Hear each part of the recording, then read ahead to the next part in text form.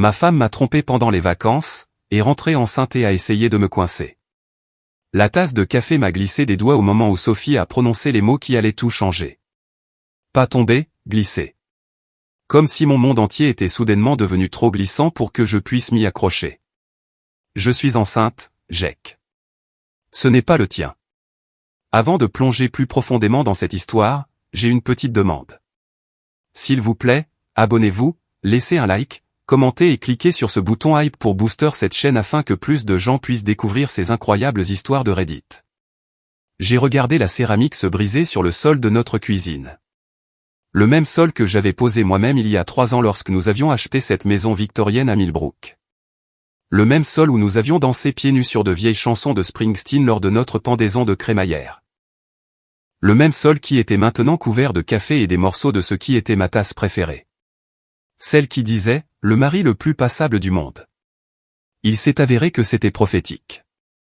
Répète ça, ai-je réussi à dire, bien que ma voix semble venir de quelqu'un d'autre. Sophie se tenait dans l'embrasure de la porte, portant toujours son pantalon de yoga et ce pull trop grand qu'elle avait acheté pour sa retraite spirituelle au Costa Rica. Ses cheveux blonds étaient attachés en un de ces chignons décoiffés qui, d'une manière ou d'une autre, coûtaient 40 € dans son salon. Elle avait l'air nerveuse, mais il y avait autre chose dans son expression, de la détermination, comme si elle avait répété ce moment. J'ai rencontré quelqu'un pendant la retraite. Nous avons connecté à un niveau plus profond que toi et moi ne l'avons jamais fait. Elle a contourné prudemment la tasse cassée, ses baskets de marque craquant sur la céramique. Je garde le bébé et tu vas m'aider à l'élever. J'ai ri, j'ai vraiment ri. Ça a commencé comme un petit rire et s'est transformé en quelque chose qui devait sembler dément. Laisse-moi voir si j'ai bien compris. Tu es parti pour 2 semaines de vacances à la découverte de toi-même au Costa Rica, tu t'es retrouvé dans le lit d'un autre gars, tu es tombée enceinte, et maintenant tu veux que je joue au papa? Ce n'est pas comme ça. Alors, c'est comment, Sophie? Je me suis appuyé contre le comptoir de la cuisine, mes mains serrant le granit si fort que mes jointures sont devenues blanches. Parce que de mon point de vue, ça ressemble exactement à ça. Elle a eu l'audace d'avoir l'air blessée. Tu ne comprends pas Marcus et moi. Marcus. Le nom avait un goût amer. Vous vous appelez déjà par vos prénoms avec le père de ton bébé. C'est moderne de ta part. Ne sois pas grossier, Jack. C'est plus important que ton ego blessé. Elle a croisé les bras, et j'ai reconnu la posture. C'était sa posture de négociation, celle qu'elle utilisait avec les clients difficiles dans son studio de yoga. Voici ce qui va se passer. Soit tu acceptes cette situation et nous élèverons l'enfant ensemble, en famille, soit nous divorçons et tu me donnes la moitié de tout ce que tu possèdes. À toi de choisir. Le silence s'est fait dans la cuisine, à l'exception du bourdonnement de notre réfrigérateur et du son lointain du chien de nos voisins qui aboyait. J'ai regardé ma femme depuis 7 ans. Je l'ai vraiment regardée et j'ai réalisé que je voyais une étrangère. Ce sont mes seules options, ai-je demandé doucement. Ce sont tes seules options. Je me suis écarté du comptoir et je suis allé à la fenêtre qui donnait sur notre jardin. Le jardin que Sophie m'avait supplié de planter le printemps dernier était en train de mourir. Nous avions apparemment été trop occupés tous les deux pour l'entretenir. Ou peut-être juste trop occupés à nous éloigner l'un de l'autre. Tu sais ce qui est drôle? Ai-je dit, regardant toujours dehors. Le mois dernier, quand tu as dit que tu avais besoin d'espace pour te reconnecter avec ton moi authentique, je me suis senti coupable. Je pensais que je ne t'avais peut-être pas accordé assez d'attention. Que j'avais peut-être trop travaillé, passé trop de nuits sur les chantiers. Jack, je n'ai pas fini. Je me suis retourné et quelque chose dans ma voix l'a fait reculer. Je me suis blâmé pour tout ce qui manquait dans notre mariage. J'ai même cherché une thérapie de couple, fait une liste de choses que je pouvais mieux faire. Le visage de Sophie s'est légèrement adouci. C'est gentil, mais tu couchais déjà avec Marcus au Costa Rica pendant que j'étais ici à me sentir coupable de ne pas être un mari assez bon. La douceur a disparu. Tu es mélodramatique. Mélodramatique? Je me suis approché d'elle, m'arrêtant juste assez près pour qu'elle doive lever les yeux vers moi. Sophie, tu viens de me dire que je peux soit élever l'enfant d'un autre homme, soit perdre la moitié de tout ce pour quoi j'ai travaillé. Si ce n'est pas mélodramatique, je ne sais pas ce que c'est. Ça n'a pas à être moche, Jack. On peut faire en sorte que ça marche. Pour qui? Toi? Marcus? Parce que ça ne marche certainement pas pour moi. Elle a soupiré comme si j'étais déraisonnable, comme si j'étais le problème dans cette équation. Très bien. Si tu veux être égoïste à ce sujet, on peut le faire à la dure. Mon avocat dit que j'ai droit à la moitié de ton entreprise, la moitié de la maison, la moitié de tout, y compris ta précieuse entreprise de construction. Ton avocat? Les mots m'ont frappé comme une gifle. Tu as déjà parlé à un avocat. Je devais me protéger. Te protéger de quoi? Des conséquences de tes propres actions? Le téléphone de Sophie a vibré. Elle y a jeté un coup d'œil et a même souri. Un petit sourire secret qui m'a retourné l'estomac. C'est lui, n'est-ce pas? Ai-je demandé. C'est Marcus. Elle n'a pas nié. Au lieu de ça, elle a tapé une réponse rapide, ses doigts bougeant avec le genre de familiarité qui vient d'une communication constante. Incroyable. J'ai secoué la tête. Tu envoies des SMS à ton petit ami tout en me donnant un ultimatum sur l'éducation de son enfant. Ce n'est pas mon petit ami. C'est compliqué. Compliqué? J'ai répété les mots lentement. Tu sais ce qui n'est pas compliqué, Sophie? Cette conversation. Tu as clairement exposé ta position. Élever ton bébé d'adultère ou perdre tout ce que j'ai construit. Notre bébé. Notre tout. Non. Le mot est sorti plus durement que je ne le voulais. Ce n'est pas notre bébé. C'est ton bébé et celui de Marcus. Et ce n'est pas notre tout. C'est mon entreprise que j'ai bâtie à partir de rien. Ma maison que j'ai rénovée de mes propres mains. Mon argent que j'ai gagné en travaillant 60 heures par semaine pendant que tu te trouvais dans des retraites de yoga. Le masque de Sophie est finalement tombé, et j'ai vu quelque chose de froid en dessous. La moitié de tout, Jake. C'est ce que j'obtiendrai dans un divorce. Peut-être même plus, vu ton hostilité. Tu penses m'avoir coincé? Je sais que je t'ai coincé. Je me suis dirigé vers l'îlot de cuisine où mon ordinateur portable était fermé. Sophie m'a regardé nerveusement pendant que je l'ouvrais et commençais à taper. Qu'est-ce que tu fais? J'explore l'option 3. Il n'y a pas d'option 3. Je viens de te donner les deux seuls choix que tu as. J'ai levé les yeux de l'écran et, pour la première fois depuis qu'elle était entrée dans la cuisine, j'ai souri. Sophie, tu me sous-estimes depuis des années. Ça va devenir une erreur très coûteuse. Tu ne peux pas me faire peur avec des menaces en l'air. Qui a parlé de menaces? J'ai fermé l'ordinateur portable et je me suis levé. Je ne fais que commencer l'option 3. Tu verras bientôt à quoi ça ressemble. Sophie m'a regardé fixement pendant un long moment, et je pouvais voir qu'elle essayait de savoir si je bluffais. La vérité, c'est que je n'en étais pas tout à fait sur moi-même, mais je savais une chose avec une certitude absolue. Je n'allais pas élever le bébé de Marcus, et je n'allais pas céder la moitié de tout ce pourquoi j'avais travaillé juste parce que ma femme avait décidé d'avoir une liaison. Tu fais une erreur, Jake. La seule erreur que j'ai faite, c'est de te faire confiance. Je me suis dirigé vers la porte de la cuisine, faisant craquer la céramique cassée sous mes bottes de travail. Je vais rester chez ma sœur ce soir. On se reparlera quand tu seras prête à avoir une vraie conversation. C'était une vraie conversation. Je me suis arrêté dans l'embrasure de la porte et je l'ai regardée. Elle se tenait au milieu de notre cuisine, entourée du désordre que nous avions créé, littéralement et métaphoriquement. Son téléphone vibrait à nouveau. Non, Sophie, ça, c'était toi qui me donnais un ultimatum. Quand tu seras prête à vraiment parler des termes du divorce, des arrangements de garde pour un enfant qui n'est pas le mien, et de la façon dont nous allons partager nos biens équitablement, alors nous aurons une vraie conversation. D'ici là, profite de tes SMS avec Marcus.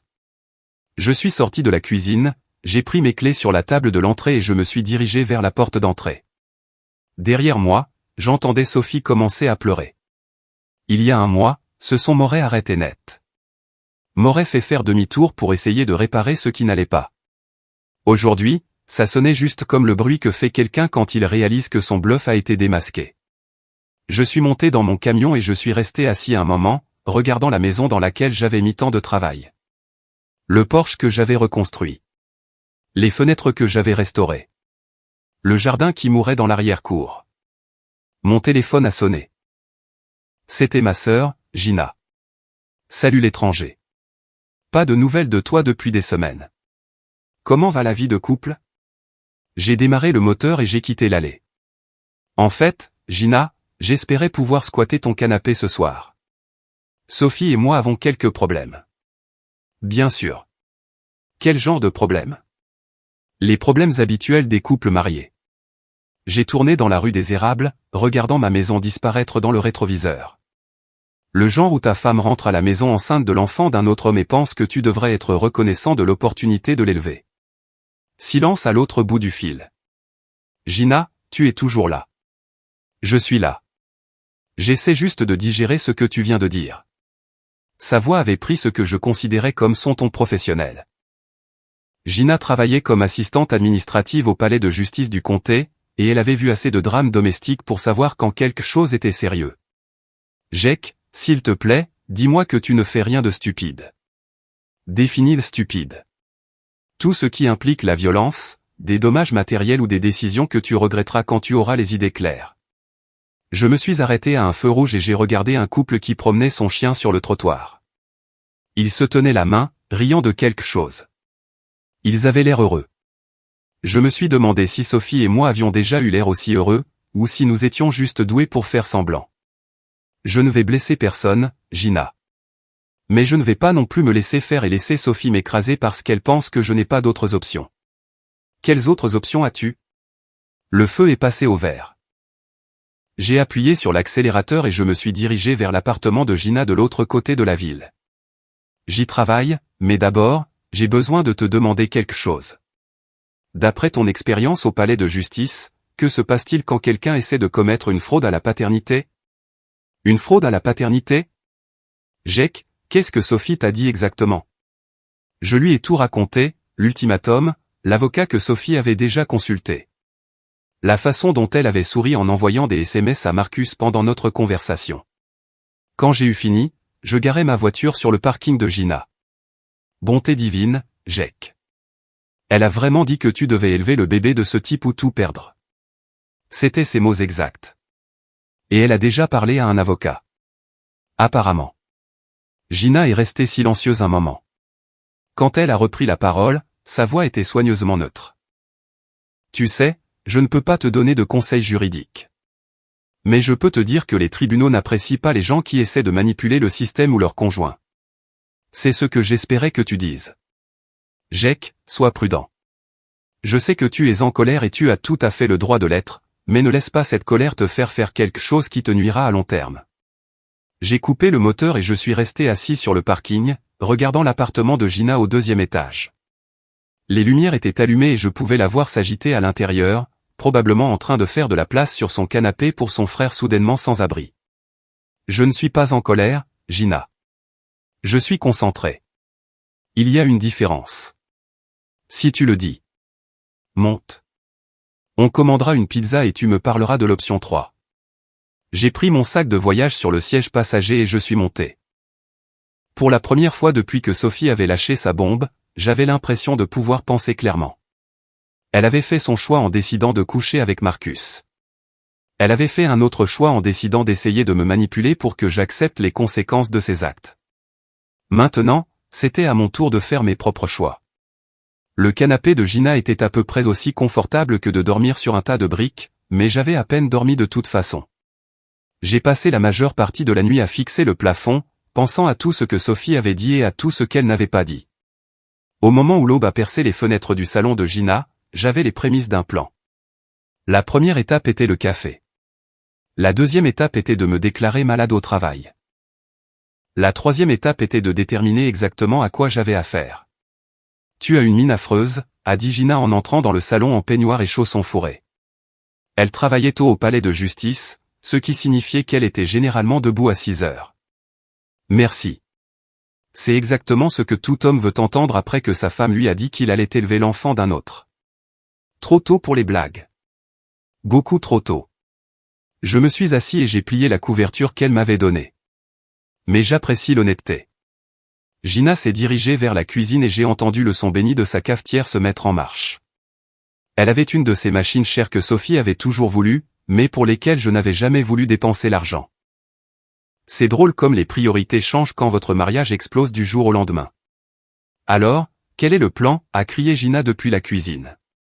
Collecte d'informations. Je dois savoir exactement ce que Sophie a fait, qui est ce type Marcus, et sur quel terrain juridique je me trouve. Et comment comptes-tu faire ça? J'ai sorti mon téléphone et j'ai fait défiler mes contacts jusqu'à ce que je trouve le numéro que je cherchais. Je vais commencer par appeler quelqu'un qui connaît Sophie mieux que moi, apparemment. Le téléphone a sonné 3 fois avant qu'une voix familière ne réponde. Jake, tout va bien? Il est assez tôt. Salut, Marty. Désolé de te déranger, mais j'ai besoin de te demander quelque chose. Est-ce que Sophie est venue au bar récemment? Peut-être avec quelqu'un que je ne connais pas. Marty Kowalski était le propriétaire du Clou Martelé, le bar de quartier où j'allais boire un verre depuis mon arrivée à Millbrook. Il était aussi l'une des rares personnes en ville qui semblait entendre tout ce qui se passait avant que ça ne devienne officiel. Sophie, chez moi. Marty semblait sincèrement confus.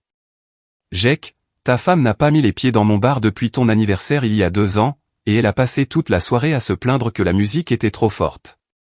Et avant qu'elle parte pour le Costa Rica? Un comportement inhabituel? Un groupe d'amis différents? Il y a eu une pause. Jake, qu'est-ce qui se passe? Tu as l'air bizarre. Je me suis approché de la fenêtre de Gina et j'ai regardé le parking. Quelques lève-tôt grattaient le givre de leur pare-brise. Des gens normaux commençant des journées normales, probablement pas aux prises avec des épouses infidèles et des ultimatums de paternité. Sophie est rentrée enceinte hier. Le bébé n'est pas de moi. Putain. La voix de Marty est tombée à ce qu'il pensait probablement être un murmure, mais qui était en fait un volume normal. La subtilité n'avait jamais été son fort. Tu es sûr? Elle me l'a dit elle-même. Apparemment, elle a rencontré quelqu'un lors de sa retraite au Costa Rica. Cette retraite spirituelle. Celle qui a coûté 2000 €. C'est ça. Mon Dieu, Jake. Je suis désolé, mec. C'est vraiment dégueulasse. Ouais, ça l'est. Mais voilà le truc, Marty. J'ai besoin de savoir si elle en a parlé à quelqu'un localement. Tu sais comment sont les gens. Ils ne peuvent pas garder de secret. Quelqu'un a forcément entendu quelque chose. Je vais me renseigner, discrètement. J'apprécie, mais Marty, ne parle de cette conversation à personne pour l'instant. Je suis encore en train de décider de mon prochain coup. Bien sûr, mec. Tout ce dont tu as besoin. J'ai raccroché et je me suis retourné pour trouver Gina dans l'embrasure de la cuisine avec 2 tasses de café. Elle était maintenant entièrement habillée, prête pour le travail. Tu demandes déjà des faveurs? L'information, c'est le pouvoir. J'ai pris le café avec gratitude. Il était parfait, fort et noir, exactement comme j'en avais besoin. Sophie pense qu'elle a toutes les cartes en main parce qu'elle a un avocat et une histoire triste sur sa découverte de soi au Costa Rica. Mais elle oublie que j'ai vécu dans cette ville pendant 7 ans aussi. Je connais des gens. Quel genre de gens? Le genre qui remarque des choses. Le genre qui parle. J'ai pris une longue gorgée de café et j'ai senti mon cerveau commencer à fonctionner correctement pour la première fois depuis hier. Sophie n'est pas aussi prudente qu'elle le pense. Et ce type, Marcus, il est sur le point de découvrir que les actions ont des conséquences. Gina a regardé sa montre. Je dois partir travailler dans 10 minutes. Mais avant de partir, je veux te dire quelque chose. Vas-y, quoi que tu prévois, assure-toi que ce soit légal. J'ai vu trop de bonnes personnes détruire leur vie parce qu'elles ont laissé la colère guider leurs décisions. Je ne suis pas en colère, Gina. Je te l'ai dit hier soir. Alors qu'est-ce que tu es? J'y ai réfléchi un moment, essayant de trouver le mot juste pour ce que je ressentais. Ce n'était pas exactement de la colère. C'était quelque chose de plus froid, de plus calculé. Motivé. C'est ce qui m'inquiète. Après le départ de Gina, j'ai passé 1 heure sur mon ordinateur portable à faire des recherches sur les lois sur la paternité dans notre État. Ce que j'ai trouvé était intéressant. Très intéressant. Dans les cas où une fraude à la paternité était suspectée, les tribunaux pouvaient ordonner des tests ADN. Si la fraude était prouvée, la personne qui l'avait commise pouvait être tenue responsable de dommages et intérêts. Elle pouvait également perdre ses droits sur les biens matrimoniaux, surtout si la fraude faisait partie d'un schéma de tromperie plus large. Plus important encore, tenter de contraindre quelqu'un à accepter la paternité d'un enfant qui n'était pas le sien pouvait être considéré comme une forme d'extorsion, selon la manière dont cela était présenté. Les mots exacts de Sophie me sont revenus. Soit tu acceptes cette situation et nous élèverons l'enfant ensemble, en famille, soit nous divorçons et tu me donnes la moitié de tout ce que tu possèdes. À toi de choisir. Cela ressemblait beaucoup à de l'extorsion pour moi. Mon téléphone a sonné. Le nom de Sophie est apparu sur l'écran. Il faut qu'on parle, a-t-elle dit sans préambule quand j'ai répondu. Je t'écoute. Pas au téléphone. On peut se voir pour déjeuner? Quelque part de neutre. Où pensais-tu? Le dîner sur Main Street. 13h. J'ai regardé l'heure. Il était presque 11h, ce qui me laissait quelques heures pour me préparer. D'accord. Mais Sophie, si tu prévois de me donner le même ultimatum qu'hier, ne te fatigue pas. Je l'ai déjà entendu. Sois juste là, Jack. Elle a raccroché avant que je puisse répondre. J'ai passé les 2 heures suivantes à faire quelque chose que Sophie n'attendait probablement pas. J'ai mis mes affaires en ordre. J'ai appelé mon comptable et lui ai demandé de préparer un bilan financier complet montrant la valeur de mon entreprise de construction, notre maison et tous nos actifs communs. J'ai appelé ma banque et j'ai transféré la moitié de notre épargne commune sur un compte séparé, non pas pour la cacher, mais pour la protéger de tout retrait soudain que Sophie pourrait tenter de faire. Puis j'ai fait quelque chose qui semblait à la fois nécessaire et déchirant. Je suis rentré à la maison. La maison était vide. La voiture de Sophie n'était pas là, et il n'y avait aucun signe qu'elle avait nettoyé la tasse de café cassée de la veille. Je l'ai balayée moi-même, puis j'ai traversé les pièces que j'avais passé des années à rénover, les parquets que j'avais poncés à la main, les armoires de cuisine que j'avais construites dans mon atelier, la salle de bain que j'avais complètement démolie et reconstruite à notre emménagement. Chaque pièce contenait des souvenirs du travail que j'avais accompli, de la vie que j'avais essayé de construire. Dans notre chambre, j'ai remarqué que certains vêtements de Sophie manquaient. Pas beaucoup, juste assez pour quelques jours. Elle logeait ailleurs, probablement chez son amie Tessa, qui vivait dans un de ces lofts chers du centre-ville. J'ai ouvert l'ordinateur portable de Sophie, qu'elle avait laissé sur la commode. Il était protégé par un mot de passe, mais je connaissais ces mots de passe. Elle utilisait les 3 mêmes variantes pour tout, la date de notre mariage, son anniversaire et le nom du chat qu'elle avait eu enfant. La date du mariage a fonctionné. Ces emails étaient une mine d'or. Des dizaines de messages d'un certain Marcus Caldwell, commençant environ 3 semaines avant son voyage au Costa Rica. Les premiers messages étaient enjôleurs mais relativement innocents. Les derniers étaient assez explicites pour que je ferme l'ordinateur portable et que je m'éloigne quelques minutes. Mais c'est l'email le plus récent qui m'a glacé le sang. Il datait d'hier, envoyé environ 1 heure après notre confrontation dans la cuisine. Sophie, ne t'inquiète pas pour Jack. Il se rangera une fois qu'il réalisera qu'il n'a pas d'autre choix. Les hommes comme lui font toujours ça. Ils sont trop à l'aise dans leur petite vie pour risquer de tout perdre. De plus, même s'il essaie de se battre, qu'est-ce qu'il va faire?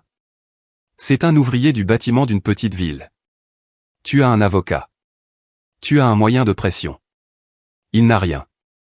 Je serai de retour en ville la semaine prochaine. On pourra fêter ça. J'ai lu l'email 3 fois, et à chaque fois, il me mettait plus en colère. Pas seulement à cause de l'arrogance, mais parce que Marcus avait complètement mal compris la situation. Il pensait que j'étais un prolo facile à manipuler qui se laisserait faire plutôt que de risquer une bagarre. Il était sur le point d'apprendre le contraire. J'ai transféré cet email à mon propre compte, ainsi que plusieurs autres qui montraient clairement la chronologie de la relation de Sophie et Marcus. Puis j'ai effacé l'historique des transferts et j'ai fermé l'ordinateur. Au moment de partir pour le dîner, j'avais un dossier rempli de mes imprimés, un bilan financier complet et une image beaucoup plus claire de ce à quoi je faisais face. Sophie attendait déjà quand je suis arrivé au Murphy's dîner. Elle avait choisi une banquette d'angle, espérant probablement de l'intimité. Elle avait l'air fatiguée, et j'ai remarqué qu'elle buvait du soda au gingembre au lieu de son soda light habituel. Nausée matinale, ai-je demandé en m'asseyant en face d'elle. Ce n'est pas si terrible pour l'instant. Tu en es à combien de semaines? Environ 6 semaines. J'ai fait le calcul rapidement. Donc, c'est arrivé assez tôt dans ta retraite de 2 semaines. Les joues de Sophie ont légèrement rougi. Jack, je ne t'ai pas demandé de venir pour passer en revue les détails de ma relation avec Marcus. Ta relation?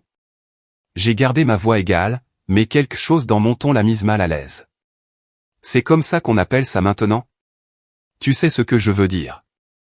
En fait, non. Hier, tu as dit que tu avais rencontré quelqu'un et que tu avais connecté avec lui. Aujourd'hui, c'est une relation. Demain, ce sera peut-être le grand amour. J'ai du mal à suivre l'histoire. Sophie a soupiré. J'essaie d'être mature à ce sujet, Jake. J'essaie de trouver une solution qui fonctionne pour tout le monde. Tout le monde sauf moi. Ce n'est pas vrai. Je pense que si tu considérais vraiment les options. J'ai considéré les options. J'ai sorti le dossier que j'avais apporté et je l'ai posé sur la table entre nous. En fait, j'ai fait beaucoup de recherches depuis hier. Sophie a regardé le dossier nerveusement. Quel genre de recherche? Le genre qui implique de comprendre mes droits légaux quand ma femme essaie de commettre une fraude à la paternité. Fraude à la paternité? La voix de Sophie s'est légèrement élevée, et un couple à une table voisine a regardé dans notre direction. Elle a rapidement baissé le ton. Jake, c'est une chose terrible à dire. C'est une chose terrible à faire. J'ai ouvert le dossier et j'ai sorti une copie imprimée de l'email de Marcus. Mais apparemment, ton petit ami pense que je suis trop stupide pour le découvrir. Le visage de Sophie est devenu blême en lisant l'email. Comment as-tu eu ça? De ton ordinateur portable. Tu devrais vraiment utiliser de meilleurs mots de passe. Tu as fouillé dans mes emails personnels. Sophie, tu es rentrée enceinte de l'enfant d'un autre homme et tu m'as donné un ultimatum. Ton droit à la vie privée a disparu quand tu as décidé de faire exploser notre mariage. Elle est restée silencieuse un long moment, fixant l'email. Quand elle a relevé les yeux, il y avait des larmes. Ce n'est pas ce que tu crois. Ça ressemble à toi et Marcus qui avez planifié tout ça. Ça ressemble à vous pensant que vous pouviez me manipuler pour que j'accepte une situation qui vous arrange et qui me bousille complètement. Ce n'est pas vrai. Alors explique-moi. Je me suis adossé à la banquette et j'ai croisé les bras. Explique-moi en quoi c'est autre chose que toi essayant d'avoir le beurre et l'argent du beurre. Sophie a essuyé ses yeux avec sa serviette. J'ai fait une erreur. D'accord, je le sais. Mais le bébé n'a pas demandé à naître dans cette situation. Ne penses-tu pas que nous devons à cet enfant d'essayer de faire au mieux? Nous ne devons rien à cet enfant, Sophie. Toi et Marcus, vous devez quelque chose à cet enfant. Je suis juste le type à qui tu essaies de faire payer la note. Tu es mon mari. Plus pour longtemps. Les mots sont restés en suspens entre nous. Sophie m'a regardé comme si elle me voyait clairement pour la première fois. Tu vas vraiment divorcer pour ça?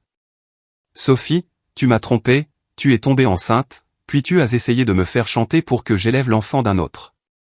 À quoi t'attendais-tu exactement? Je pensais que tu m'aimais assez pour qu'on surmonte ça. J'ai failli rire. Surmonter ça? Sophie, il n'y a rien à surmonter. Tu as fait ton choix quand tu as couché avec Marcus. Tu as fait un autre choix quand tu as décidé d'essayer de me manipuler au lieu d'être honnête sur ce que tu voulais. Ce que je veux, c'est sauver notre mariage. Non, ce que tu veux, c'est que je subventionne ta liaison. Il y a une différence. Sophie pleurait ouvertement maintenant, mais je ne ressentais rien. Hier, ses larmes m'auraient peut-être affecté. Aujourd'hui, elle semblait juste être une autre tactique de manipulation. Alors, qu'est-ce qui se passe maintenant? A-t-elle demandé. J'ai rassemblé les papiers et je les ai remis dans le dossier. Maintenant, tu appelles ton avocat et tu lui dis que tu vas avoir besoin d'une stratégie différente. Parce que le type qui était soi-disant trop à l'aise dans sa petite vie pour se battre, il est sur le point de devenir ton plus gros problème. Je me suis levé et j'ai laissé un billet de 20 € sur la table pour couvrir nos deux boissons. Jake, attends. Je me suis arrêté et je l'ai regardé. Quoi? Je suis désolé. Je sais que j'ai mal géré ça, mais je suis désolé. Désolé d'avoir été prise ou désolé de l'avoir fait? Elle n'a pas répondu, ce qui était une réponse en soi. C'est bien ce que je pensais. On se verra au tribunal, Sophie. Je suis sorti du dîner et j'ai marché dans la lumière vive de l'après-midi. Pour la deuxième fois en 2 jours, j'avais l'impression de pouvoir penser clairement. Sophie m'avait montré ses cartes, et elles n'étaient pas aussi fortes qu'elle le pensait. Maintenant, c'était à mon tour de lui montrer les miennes.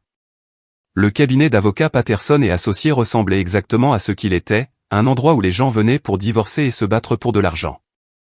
Moquette grise, œuvre d'art générique au mur, et une réceptionniste qui avait clairement vu assez de drames domestiques pour rester professionnellement impassible face à tout nouvel enfer qui franchissait la porte. Monsieur Morrison, Monsieur Patterson va vous recevoir maintenant.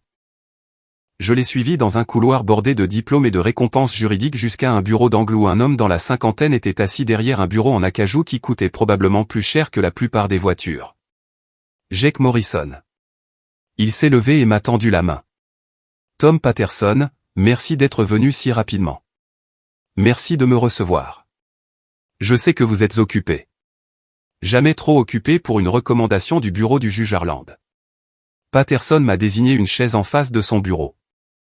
Gina Morrison parle en très bons termes de vous. J'avais appelé Gina après avoir quitté le dîner avec Sophie, et elle avait passé quelques coups de fil de son côté. En 2 heures, j'avais un rendez-vous avec l'un des meilleurs avocats spécialisés en divorce du comté. Alors, a dit Patterson en se rasseyant dans son fauteuil. Gina m'a donné les grandes lignes de votre situation, mais j'aimerais l'entendre de votre bouche. Commencez par le début. Je lui ai tout raconté. L'ultimatum de Sophie, les emails de Marcus, la chronologie de sa liaison, et sa menace de prendre la moitié de tout ce que je possédais si je n'acceptais pas d'élever l'enfant d'un autre. Patterson prenait des notes pendant que je parlais, demandant occasionnellement des éclaircissements ou plus de détails. Quand j'ai eu fini, il a posé son stylo et m'a regardé sérieusement. Monsieur Morrison, je dois vous poser cette question directement. Êtes-vous absolument certain que l'enfant n'est pas le vôtre? Sophie et moi n'avons pas eu de relations intimes depuis février. Elle est enceinte de 6 semaines, ce qui signifie que le bébé a été conçu début mars, pendant qu'elle était au Costa Rica. Et vous pouvez prouver que vous n'étiez pas au Costa Rica.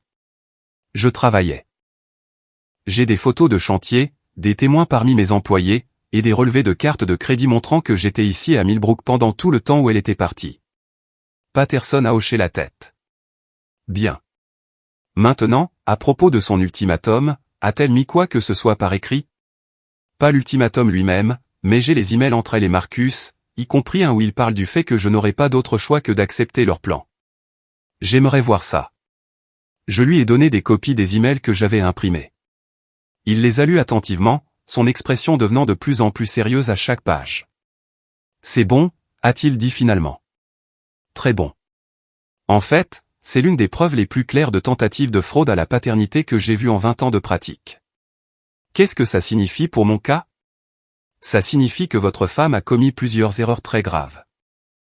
Patterson s'est penché en avant. Premièrement, tenter de vous contraindre à accepter la paternité d'un enfant qui n'est pas le vôtre pourrait être considéré comme de l'extorsion en vertu de la loi de l'État.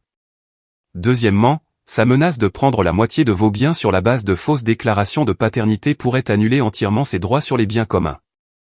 Entièrement? Si nous pouvons prouver qu'elle s'est lancée dans cette liaison avec l'intention de vous frauder, et ses emails le suggèrent, alors elle pourrait être reconnue coupable d'avoir violé son devoir de fidélité en tant qu'épouse. Cela signifie qu'elle renonce à ses droits sur les biens matrimoniaux.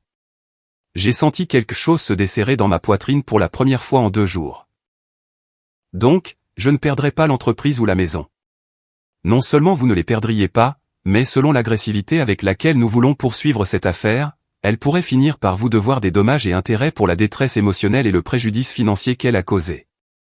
Où est le piège? Patterson a souri sinistrement. Le piège, c'est que nous devons prouver notre cas, et l'avocat de votre femme va nous combattre à chaque étape. Ce ne sera ni rapide, ni joli. Je ne cherche ni le rapide ni le joli. Je cherche la justice. Alors parlons stratégie. Nous avons passé l'heure suivante à passer en revue les détails de ce à quoi ressemblerait un divorce contentieux. Patterson a expliqué que nous devions déposer une requête immédiatement pour protéger mes biens, demander des tests ADN pour prouver la fraude à la paternité, et rassembler autant de preuves que possible sur la liaison de Sophie et ses tentatives de me manipuler. Il y a une dernière chose, a dit Patterson alors que notre réunion touchait à sa fin. Je vous conseille vivement de tout documenter à partir de maintenant. Chaque conversation avec votre femme, chaque SMS, chaque interaction.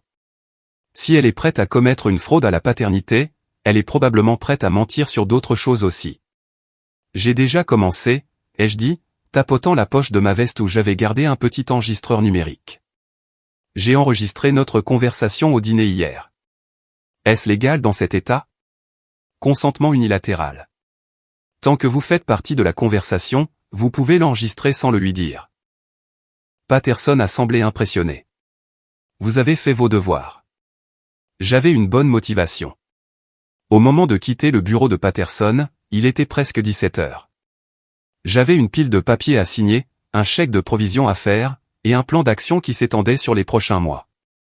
Mais pour la première fois depuis que Sophie avait lâché sa bombe, j'avais l'impression de contrôler la situation. Mon téléphone a vibré avec un SMS alors que je marchais vers mon camion. C'était de Sophie. Il faut qu'on parle. Ça devient incontrôlable. J'ai répondu, tu as raison.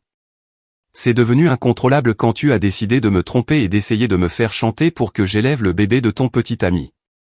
Toute communication future passera par nos avocats. Sa réponse est venue immédiatement. Jake, s'il te plaît, ne fais pas ça. On peut trouver un arrangement. J'ai presque eu pitié d'elle. Presque. Tu as eu ta chance de trouver un arrangement. Tu as choisi les ultimatums. Maintenant, tu vas devoir vivre avec les conséquences. J'ai éteint mon téléphone et je suis allé au clou martelé. J'avais besoin d'un verre et de parler à Marty de ce qu'il avait appris en se renseignant en ville. Le bar était bondé pour un soir de semaine, rempli de la foule habituelle d'ouvriers du bâtiment, de commerçants et d'autres habitants se détendant après le travail. Marty était derrière le bar, et il m'a fait signe de la tête vers un tabouret vide au fond quand il m'a vu entrer. Dure journée, a-t-il demandé en faisant glisser une bière sur le comptoir sans que je le demande. Ça s'améliore. J'ai pris une longue gorgée et j'ai senti une partie de la tension quitter mes épaules. Que as-tu découvert? Marty a regardé autour de lui pour s'assurer que personne n'écoutait. Puis il s'est penché plus près. Tu ne vas pas aimer ça. Je n'aime déjà pas grand-chose ces derniers temps. Vas-y, Sophie a beaucoup parlé. À quiconque voulait bien l'écouter. À propos de quoi? Sur le fait que vous aviez des problèmes. Que tu étais distant et en colère. Qu'elle se sentait négligée et peu appréciée. J'ai posé ma bière plus fort que prévu. Elle est en train de construire un récit. C'est ce que j'ai l'impression. Tessa Rodriguez a répandu l'histoire que Sophie luttait dans votre mariage depuis des mois. Qu'elle n'est allée au Costa Rica que parce qu'elle avait besoin d'espace pour comprendre ce qu'elle voulait. Et maintenant elle est enceinte de l'enfant d'un autre. Mais d'une manière ou d'une autre, c'est aussi de ma faute. Selon l'histoire qui circule, elle a rencontré ce type, Marcus, à la retraite et a réalisé ce qui lui manquait dans son mariage. La grossesse était inattendue, mais elle espère que vous pourrez surmonter vos problèmes pour le bien du bébé. Mon Dieu. Je me suis frotté les tempes où un mal de tête commençait à poindre. Elle réécrit l'histoire pour se faire passer pour la victime.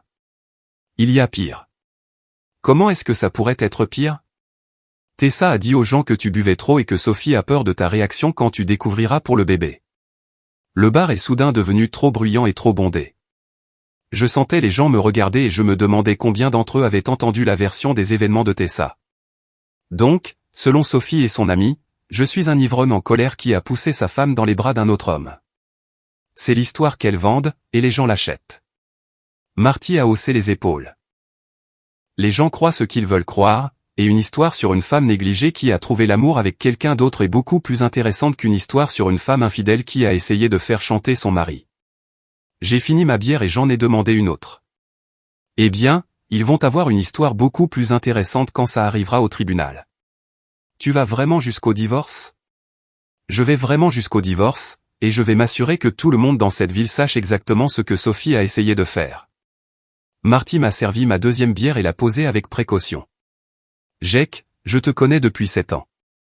Tu es un type bien, et tu ne mérites pas ce qu'elle te fait subir, mais fais attention à la façon dont tu gères ça. Les petites villes ont la mémoire longue. Moi aussi.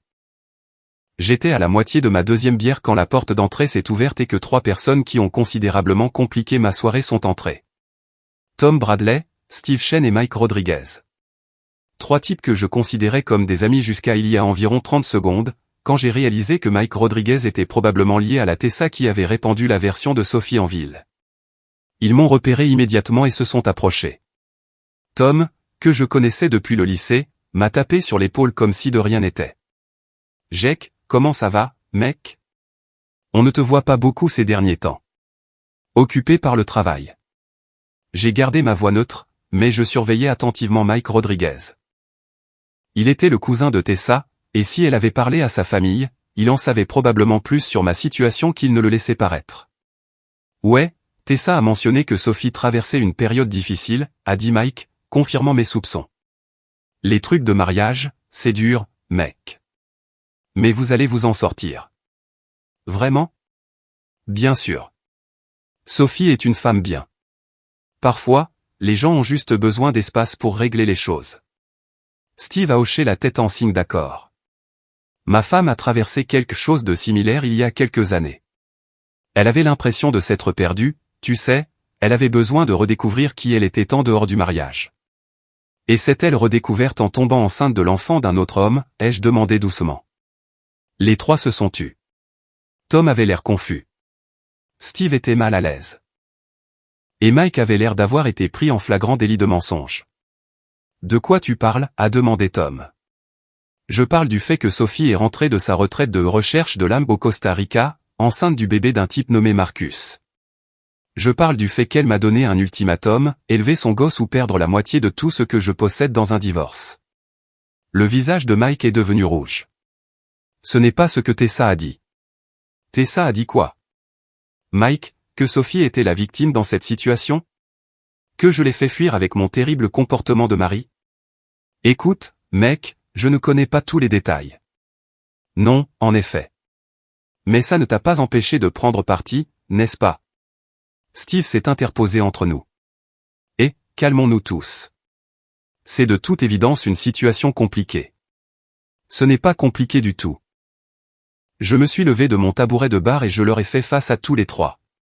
Ma femme m'a trompé, est tombée enceinte, et a essayé de me faire chanter pour que j'élève l'enfant d'un autre. Puis elle et ses amis ont commencé à répandre des mensonges en ville pour me faire passer pour le méchant.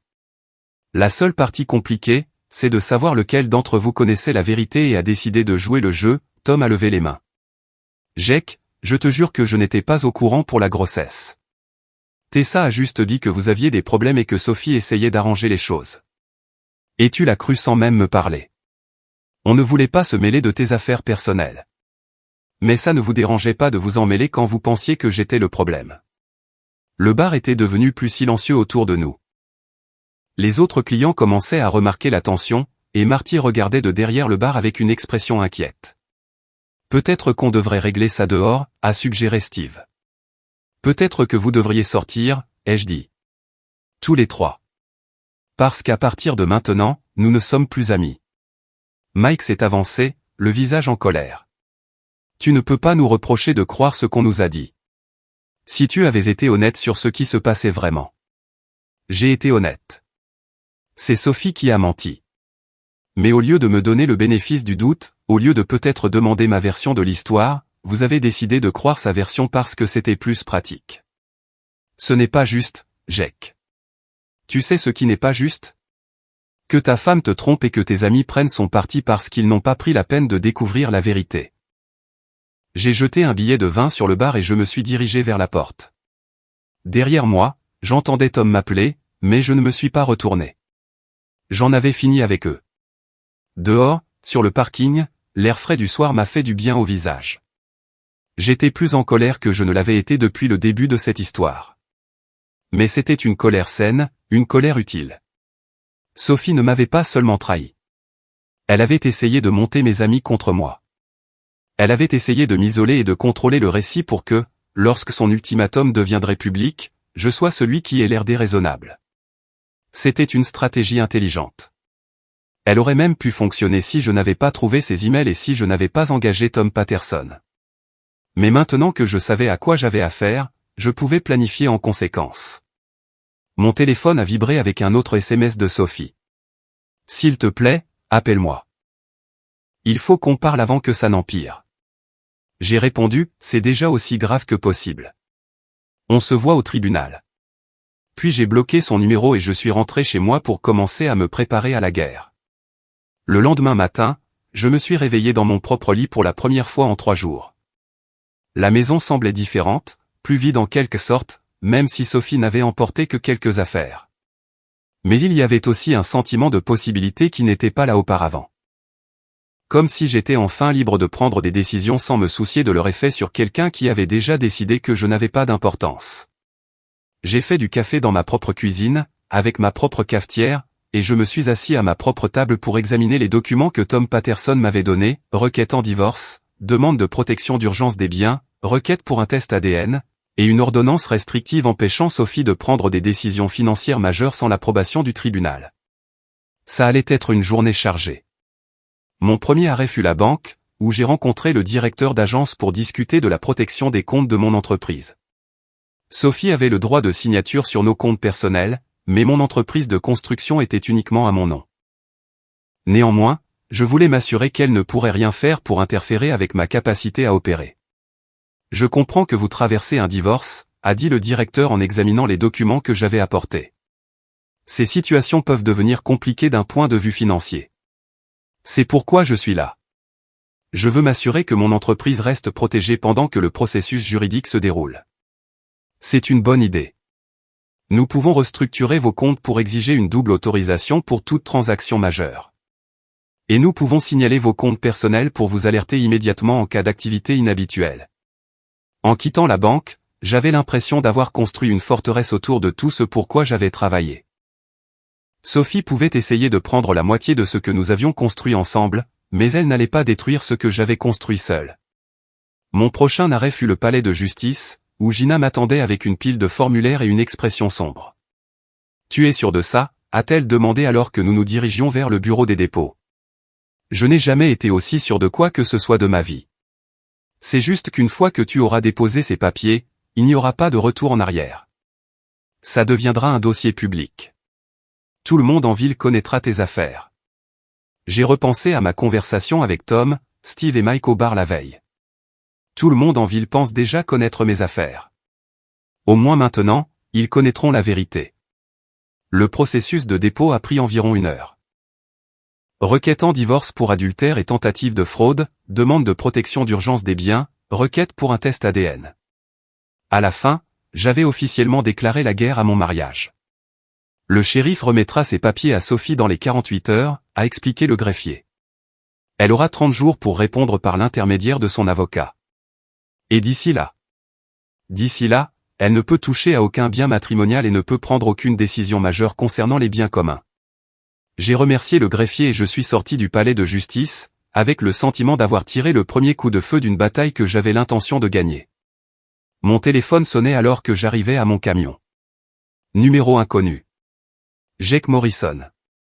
Monsieur Morrison, ici David Klein. Je représente votre femme dans sa procédure de divorce. L'avocat de Sophie. Ça n'a pas traîné. Que puis-je faire pour vous, monsieur Klein? Je pense que nous avons peut-être mal commencé. Madame Morrison est très contrariée par les papiers qui lui ont été signifiés ce matin, et elle espère que nous pourrons trouver une sorte d'arrangement sans impliquer les tribunaux. Quel genre d'arrangement? Peut-être pourrions-nous nous rencontrer pour un café, discuter de cela comme des adultes civilisés. J'ai failli rire. Monsieur Klein, votre cliente a essayé de me faire chanter pour que j'élève l'enfant d'un autre homme. Le temps de la discussion civilisée s'est terminé quand elle m'a donné cet ultimatum. Monsieur Morrison, je pense qu'il y a peut-être un malentendu sur ce que Madame Morrison proposait. Il n'y a pas de malentendu. J'ai ces mots exacts enregistrés. J'ai aussi des emails entre elle et son petit ami discutant de leur stratégie pour me manipuler. Si vous voulez discuter de quoi que ce soit, vous pouvez en discuter avec mon avocat, Tom Patterson. Monsieur Morrison, s'il vous plaît. Ne rendons pas les choses plus difficiles qu'elles ne doivent l'être. Monsieur Klein, votre cliente a rendu les choses difficiles quand elle a décidé de me tromper et de mentir à ce sujet. Je ne fais que répondre de manière appropriée. J'ai raccroché et j'ai immédiatement appelé Patterson pour lui faire savoir que l'avocat de Sophie avait pris contact. C'était rapide, a dit Patterson. Ils doivent être inquiets. Devraient-ils l'être? Si je représentais votre femme, je serais très inquiet en ce moment. Les preuves que vous avez fournies rendent leur cas très difficile à gagner. Bien, parce que je ne suis pas intéressé par un règlement à l'amiable. Et s'il vous offrait tout ce que vous voulez? La pleine propriété des biens matrimoniaux, pas de pension alimentaire, une rupture nette. J'y ai réfléchi un instant. Je veux plus que ça. Que voulez-vous dire? Je veux que tout le monde dans cette ville sache exactement ce que Sophie a essayé de faire. Je veux que ses amis qui ont répandu des mensonges sur moi entendent la vérité. Je veux que son petit ami comprenne que les actions ont des conséquences. Patterson est resté silencieux un moment. Jake, je comprends que vous êtes en colère et vous avez tout à fait le droit de l'être, mais la vengeance peut être coûteuse, à la fois financièrement et personnellement. Ce n'est pas de la vengeance. C'est la justice. Parfois, la ligne entre les deux devient floue. Pas pour moi. Après avoir raccroché avec Patterson, je me suis rendu sur mon chantier actuel, où mon équipe travaillait à la rénovation d'une cuisine pour un jeune couple qui venait d'acheter sa première maison. Ça faisait du bien de se concentrer sur quelque chose de constructif pendant quelques heures, quelque chose qui impliquait de bâtir plutôt que de démolir. Mais même là, je ne pouvais pas échapper complètement à la situation. Vers midi, mon contremaître, Danny, m'a pris à part. Patron, je ne veux pas me mêler de vos affaires, mais j'ai entendu des choses au déjeuner que je pensais que vous devriez savoir. Quel genre de choses? À propos de vous et Sophie. Des problèmes que vous avez eus. J'ai posé mon marteau et j'ai regardé Danny sérieusement. Il travaillait pour moi depuis 3 ans, et c'était un type bien. S'il en parlait, c'est parce qu'il était inquiet. Que as-tu entendu exactement? Que Sophie est malheureuse depuis un moment. Que tu buvais trop. Et qu'elle a peur de toi. Et où as-tu entendu ça? Ma femme l'a entendu à l'épicerie, d'une femme nommée Tessa. Danny, je veux que tu m'écoutes très attentivement. Sophie m'a trompé pendant qu'elle était au Costa Rica. Elle est rentrée enceinte de l'enfant d'un autre homme et a essayé de me faire chanter pour que je l'élève. Tout le reste que tu as entendu est conçu pour me faire passer pour le méchant. Les yeux de Danny s'écarquillèrent. Sérieusement? Sérieusement. Et si quelqu'un d'autre dans l'équipe a entendu ces histoires, je veux qu'il sache la vérité. Mon Dieu, Jake. Je suis désolé, mec. Je n'en avais aucune idée. Ce n'est pas ta faute, mais j'ai besoin de savoir que ma propre équipe me soutient pendant que je gère ça. Bien sûr que oui. Tu es un bon patron et un type bien. Quiconque te connaît le sait. J'apprécie ça, Danny, plus que tu ne l'imagines. Mais au fur et à mesure que l'après-midi avançait, j'ai commencé à réaliser à quel point Sophie et Tessa avaient efficacement répandu leur version des événements. Mon téléphone a sonné 3 fois avec des appels de clients qui avaient entendu dire que je traversais une période difficile et voulaient s'assurer que leur projet ne serait pas affecté. Chaque fois, j'ai dû expliquer que mes problèmes personnels n'auraient pas d'impact sur mon travail, mais je pouvais entendre le doute dans leur voix. À 17 heures, j'étais de nouveau furieux. Sophie n'essayait pas seulement de prendre mon argent. Elle essayait de détruire ma réputation et mon entreprise. C'est à ce moment-là que j'ai décidé qu'il était temps d'arrêter de jouer en défense et de commencer à jouer en attaque. Je me suis rendu directement à l'immeuble de Tessa Rodriguez, un entrepôt reconverti dans le quartier branché du centre-ville, le genre d'endroit où les jeunes professionnels paient trop cher pour vivre dans des espaces avec des briques apparentes et pas de parking. Tessa a ouvert sa porte, vêtue d'un pantalon de yoga et d'un débardeur qui coûtait probablement plus cher que la plupart des mensualités de voiture. Elle a semblé surprise de me voir, et pas agréablement surprise. Jake, qu'est-ce que tu fais ici? Je suis venu te parler des histoires que tu racontes sur moi en ville. Je ne vois pas de quoi tu parles. Si, tu vois. Des histoires sur le fait que je bois trop et que Sophie a peur de moi. Des histoires sur le fait que j'ai été un mari terrible qui a poussé sa pauvre femme dans les bras d'un autre. Tessa a croisé les bras et a essayé de paraître défiante, mais je pouvais voir la nervosité dans ses yeux. Sophie est mon amie. Elle avait besoin de quelqu'un à qui parler. Et tu as décidé que la meilleure façon de l'aider était de répandre des mensonges sur moi. Ce ne sont pas des mensonges. Sophie me l'a dit. Sophie t'a dit ce qu'elle voulait que tu crois. T'a-t-elle aussi dit qu'elle était rentrée enceinte de l'enfant d'un autre? T'a-t-elle dit qu'elle avait essayé de me faire chanter pour que je l'élève? La défiance de Tessa a vacillé. Ce n'est pas. Elle a dit que vous essayez d'arranger les choses. Nous n'arrangeons rien du tout. Nous divorçons et quand ça ira au tribunal, tout le monde dans cette ville saura exactement ce que ton ami a essayé de faire. Tu ne peux pas blâmer Sophie d'être tombée amoureuse de quelqu'un d'autre. Parfois, ces choses arrivent. Je ne la blâme pas d'être tombée amoureuse. Je la blâme d'avoir menti à ce sujet, de m'avoir trompé, puis d'avoir essayé de me manipuler pour que j'accepte les conséquences de ses actes. J'ai sorti mon téléphone et je lui ai montré une capture d'écran d'un des emails de Marcus. Ça, c'est du petit ami de Sophie. Lis-le. Tessa a lu l'email et j'ai vu son visage changer à mesure qu'elle réalisait ce qu'elle regardait. Ça ne prouve rien, a-t-elle dit, mais sa voix manquait de conviction. Ça prouve que Sophie et Marcus ont planifié tout ça. Ça prouve qu'ils pensaient pouvoir me manipuler parce qu'ils supposaient que j'étais trop faible pour me battre. Sophie ne ferait pas ça. Elle n'est pas ce genre de personne. Tessa, les preuves disent le contraire. Et quand ça ira au tribunal, un juge verra tout. Les emails, la chronologie, l'ultimatum qu'elle m'a donné, tout. Tessa m'a rendu mon téléphone et a détourné le regard.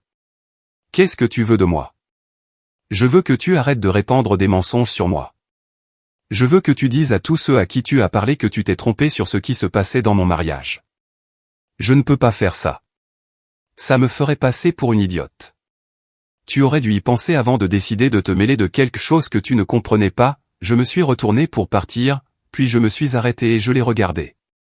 Tessa, j'ai passé 7 ans à bâtir une réputation dans cette ville. J'ai construit une entreprise, je me suis fait des amis, j'ai contribué à la communauté. Je ne vais pas te laisser, toi et Sophie, détruire ça parce que c'est pratique pour votre récit. Est-ce une menace? C'est une promesse. Si tu continues à répandre des mensonges sur moi, je m'assurerai que tout le monde connaisse la vérité. Toute la vérité. Y compris la partie où tu as aidé Sophie à essayer de couvrir sa liaison. J'ai laissé Tessa plantée devant sa porte et je suis rentré chez moi, me sentant mieux que je ne l'avais été de toute la journée. La conversation n'avait pas été agréable, mais elle avait été nécessaire. Sophie et ses amis avaient agi en supposant que j'accepterais tranquillement n'importe quelle histoire qu'ils voudraient raconter sur moi. Ils étaient sur le point d'apprendre le contraire. Ce soir-là, j'ai fait quelque chose que je n'avais pas fait depuis des années. J'ai parcouru ma liste de contacts et j'ai commencé à passer des appels. Non pas pour me plaindre ou demander de la sympathie, mais pour rétablir la vérité. J'ai appelé des clients, des fournisseurs, d'autres entrepreneurs, et quiconque aurait pu entendre la version de Sophie. Chaque conversation était brève et directe. Je voulais que vous entendiez directement de ma part que Sophie et moi divorçons parce qu'elle a eu une liaison et est rentrée enceinte de l'enfant d'un autre. Si vous avez entendu autre chose, ce n'est pas vrai. Certaines personnes étaient choquées. D'autres étaient compatissantes. Quelques-unes étaient clairement mal à l'aise avec la situation. Mais à la fin, j'avais parlé à 30 personnes qui connaissaient maintenant la vraie histoire. Mon téléphone a sonné vers 21h. C'était Tom Patterson. Jake, je viens de raccrocher avec David Klein, l'avocat de Sophie. Que voulait-il? Il voulait discuter d'un règlement à l'amiable. Apparemment, votre femme est très désireuse de résoudre cela rapidement et discrètement. Quel genre de règlement?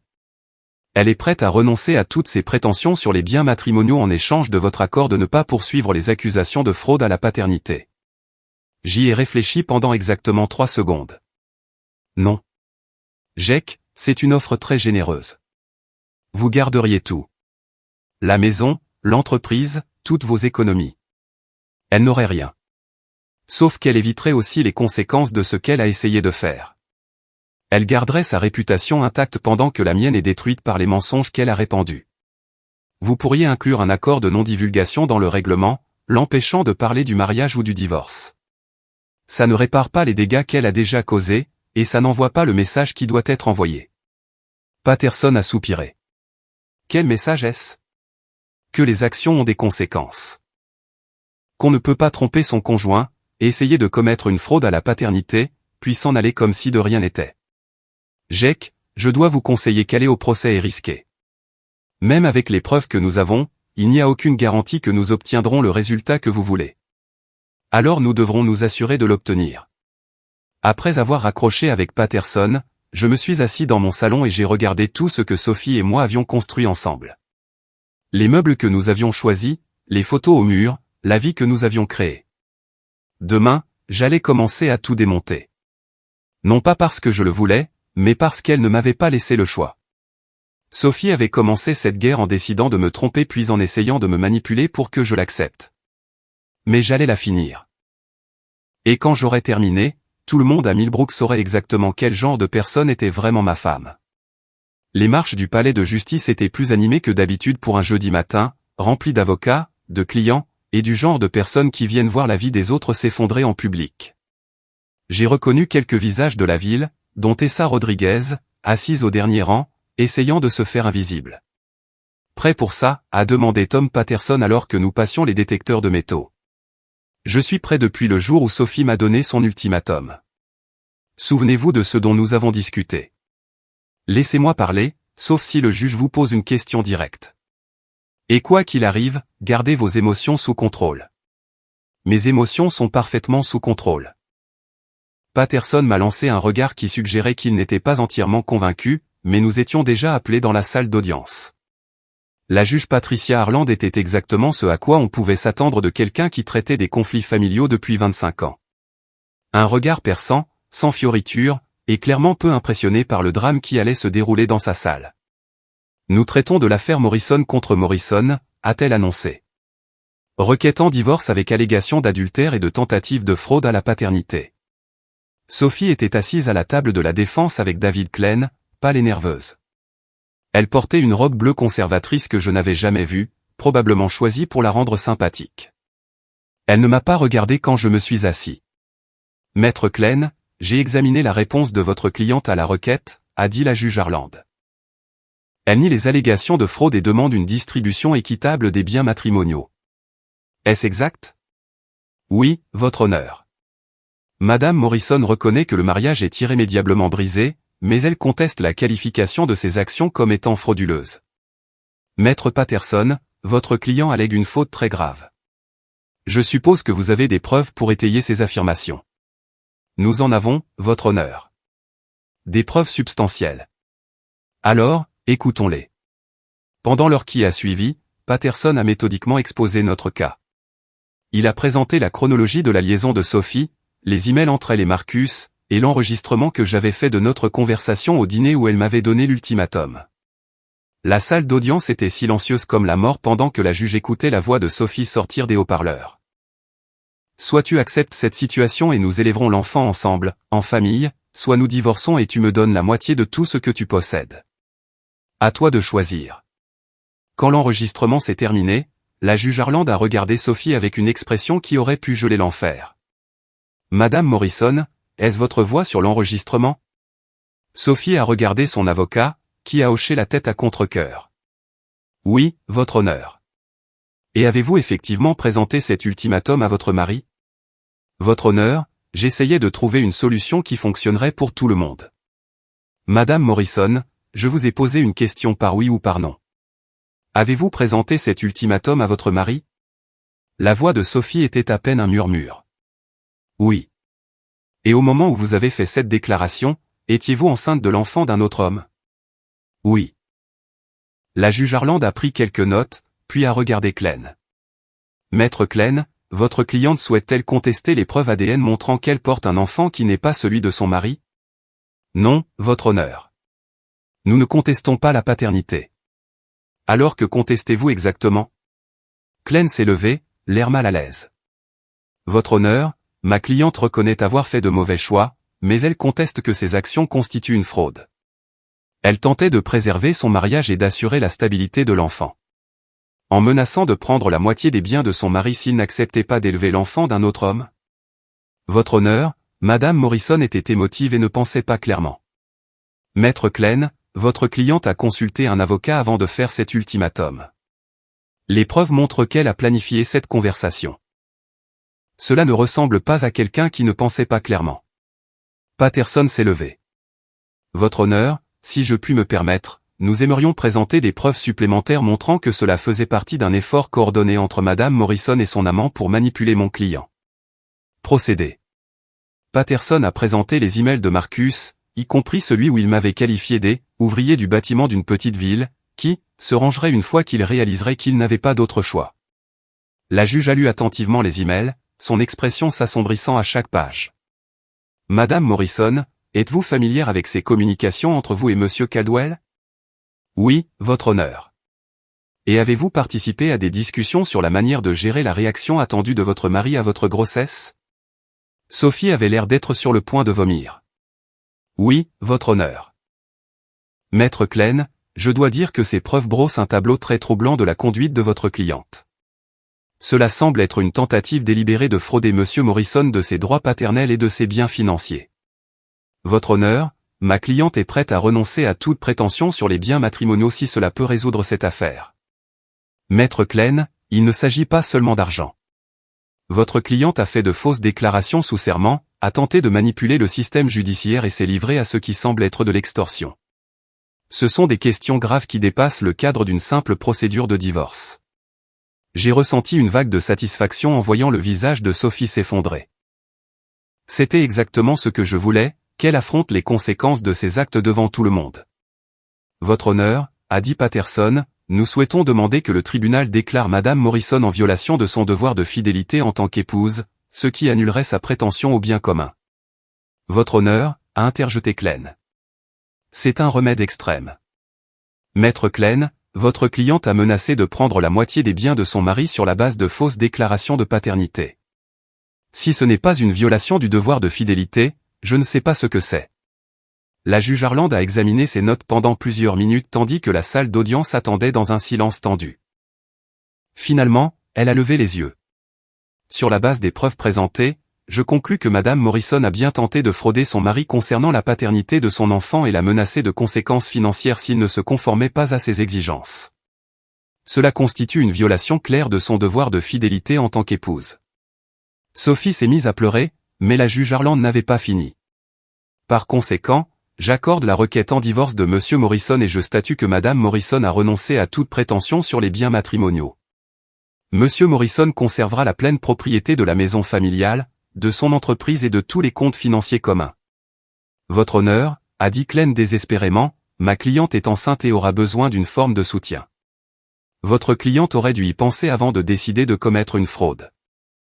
Si elle a besoin d'un soutien financier, elle peut le demander au père de son enfant. La juge Harland a frappé son marteau, et tout était fini. J'avais gagné, complètement et totalement. Alors que les gens sortaient de la salle, j'entendais les chuchotements commencer. L'histoire se répandait déjà, et à la fin de la journée, tout le monde à Millbrook saurait exactement ce que Sophie avait essayé de faire.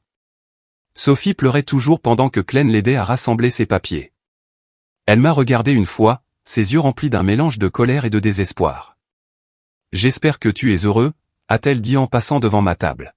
« Je suis satisfait », ai-je répondu. Il y a une différence. Devant le palais de justice, Patterson et moi avons été approchés par un journaliste du journal local. « Monsieur Morrison, avez-vous un commentaire sur la procédure d'aujourd'hui ?» J'y ai réfléchi un moment, puis j'ai décidé que Sophie avait renoncé à tout droit à la vie privée lorsqu'elle avait essayé de détruire ma réputation. Ma femme a eu une liaison, est tombée enceinte, et a essayé de me faire chanter pour que j'élève l'enfant d'un autre. Quand j'ai refusé, elle et ses amis ont répandu des mensonges sur moi en ville pour me faire passer pour le méchant. Aujourd'hui, un juge a entendu toutes les preuves et a statué que ces actions constituaient une fraude. Je pense que cela parle de soi-même. Le journaliste griffonnait frénétiquement. Quelle est la suite pour vous? Je retourne au travail. J'ai une entreprise à diriger et une vie à reconstruire. Des projets de réconciliation avec votre femme? J'ai failli rire. Mon ex-femme a fait son choix quand elle a décidé de me tromper. Maintenant, elle doit vivre avec les conséquences. Cet après-midi-là, je suis allé au Clou Martelé pour célébrer avec une bière et voir si la nouvelle s'était répandue aussi vite que je l'espérais. Le bar était plein, même pour un jeudi après-midi. Marty était derrière le bar, souriant d'une oreille à l'autre quand il m'a vu entrer. « Le voilà !» a-t-il crié. « L'homme du jour !» Tout le bar s'est tourné pour me regarder, et j'ai été surpris d'entendre une salve d'applaudissements. Apparemment, l'histoire de ma victoire au tribunal avait déjà fait le tour. « Les boissons sont offertes par la maison », a annoncé Marty. Pour le type qui vient de prouver que les tricheurs ne gagnent pas toujours. Je me suis frayé un chemin jusqu'au bar, acceptant les félicitations et les poignées de main de gens que je connaissais depuis des années. Ça faisait du bien d'être innocenté, que tout le monde sache que j'avais dit la vérité depuis le début. Sacrée affaire, a dit Bill Murphy, un entrepreneur plus âgé qui était en ville depuis plus longtemps que quiconque. Il faut des couilles pour se défendre comme ça. Parfois, on n'a pas le choix, ai-je répondu. Si, bien sûr. Beaucoup de gars se seraient juste laissés faire. C'est plus facile comme ça. Plus facile pour qui? Pour tout le monde, mais pas forcément juste. J'étais à la moitié de ma bière quand la porte s'est ouverte et que Tom Bradley est entré. Il a regardé nerveusement autour du bar, m'a repéré et s'est approché. Jake, je peux te parler une minute? Bien sûr. Qu'est-ce que tu as en tête? Je voulais m'excuser pour l'autre soir et pour... Eh bien, pour ne pas t'avoir accordé le bénéfice du doute. Excuses acceptées. Je me sens comme un idiot. On se sent tous comme des idiots. On aurait dû savoir qu'il ne fallait pas croire les ragots de Tessa sans entendre ta version. J'ai regardé Tom, me souvenant de la rapidité avec laquelle il avait été prêt à croire que j'étais le problème dans mon mariage. Vous auriez dû, mais je comprends pourquoi vous ne l'avez pas fait. Vraiment? Parce que je ne suis pas sûr de le comprendre moi-même. Vous avez cru ce que vous vouliez croire. C'est plus facile de penser que les mariages s'effondrent à cause de problèmes progressifs que parce qu'une personne décide de tout faire exploser avec une seule décision égoïste. Tom a hoché lentement la tête. Peut-être que tu as raison. Quoi qu'il en soit, je suis désolé et je suis content que tu te sois battu. Merci. Ça compte pour moi. Après le départ de Tom, je suis resté assis au bar à penser à tout ce qui s'était passé au cours de la semaine écoulée. Il y a 7 jours, j'étais marié à quelqu'un que je pensais connaître. Aujourd'hui, j'étais divorcé, innocenté et je repartais de zéro. Ça aurait dû ressembler à une victoire, et à bien des égards, c'en était une. Mais il y avait aussi quelque chose de creux. J'avais gagné la guerre, mais j'avais perdu 7 ans de ma vie dans le processus. J'avais prouvé que Sophie était une menteuse et une tricheuse, mais ça ne changeait rien au fait qu'elle avait menti et triché. Mon téléphone a vibré avec un SMS d'un numéro inconnu. Tu as détruit ma vie. J'espère que tu es fier de toi. J'ai montré le message à Marty, qui remplissait ma bière. Sophie, a-t-il demandé. Probablement. Ou peut-être Marcus. Difficile à dire quand les gens n'utilisent pas leur nom. Tu vas répondre? J'y ai réfléchi, puis j'ai répondu, tu as détruit ta propre vie. J'ai juste fait en sorte que tout le monde le sache. Puis j'ai bloqué le numéro et j'ai rangé mon téléphone. Tu sais ce qui est drôle? Ai-je dit à Marty. Quoi donc? Si Sophie avait juste été honnête avec moi depuis le début, si elle était rentrée en disant qu'elle était tombée amoureuse de quelqu'un d'autre et qu'elle voulait divorcer, j'aurais probablement été raisonnable. On aurait pu tout partager équitablement et continuer nos vies. Mais elle n'a pas fait ça. Non, elle a pensé qu'elle pouvait me manipuler. Elle a pensé qu'elle pouvait avoir sa liaison et me la faire payer aussi. J'ai fini ma bière et j'ai mis de l'argent sur le bar. Et maintenant, elle doit expliquer à son petit ami pourquoi il va payer une pension alimentaire pendant les 18 prochaines années pendant qu'elle trouve comment subvenir à ses besoins sans la moitié de mes biens. C'est froid, Jake. C'est la justice. J'ai quitté le bar et je suis rentré chez moi, dans ma maison vide. Pour la première fois en une semaine, elle semblait de nouveau mienne. Pas la nôtre, la mienne. J'ai traversé les pièces que j'avais rénovées, regardant tout avec un regard neuf. Demain, je commencerai à faire des changements. Nouvelle peinture, nouveaux meubles, tout neuf. J'allais effacer toute trace de Sophie Morrison et commencer à construire une vie qui serait entièrement la mienne.